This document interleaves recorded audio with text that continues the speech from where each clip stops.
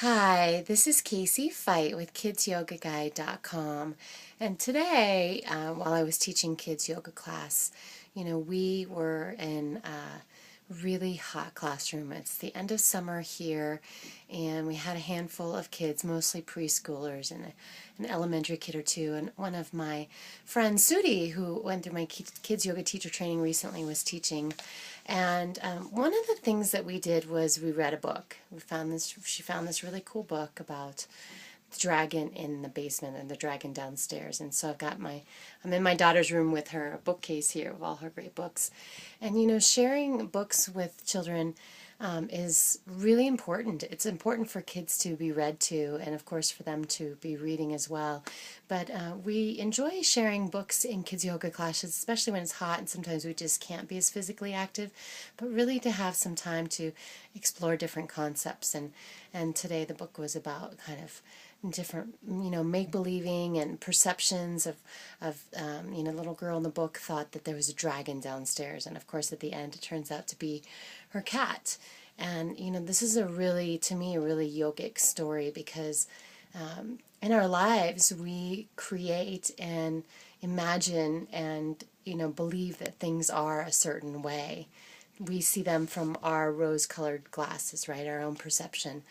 But really, things aren't always as we see them. She thought it was a dragon and it turned out to be a cat. And I think it's important to begin to teach kids and help them understand that just because they perceive something one way doesn't mean that's exactly what it is.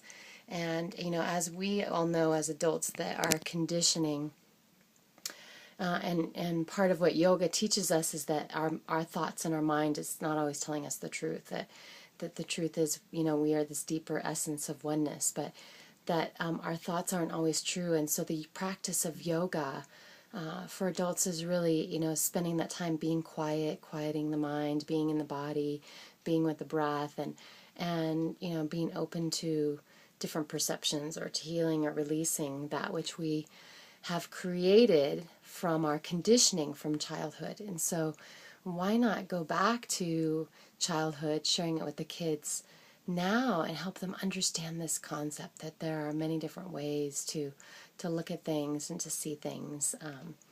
It's not just the way they think it is the way it is.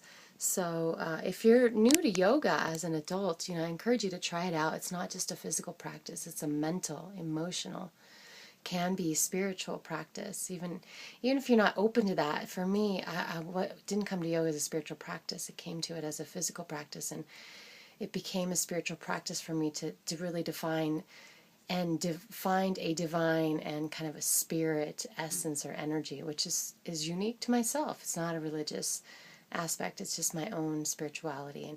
And with kids, we don't talk about that at all, but we allow them to express themselves. And to me, that's expressing their spirit, the essence of who they are. In high school you have Spirit Week. We all share our own spirit of who we are.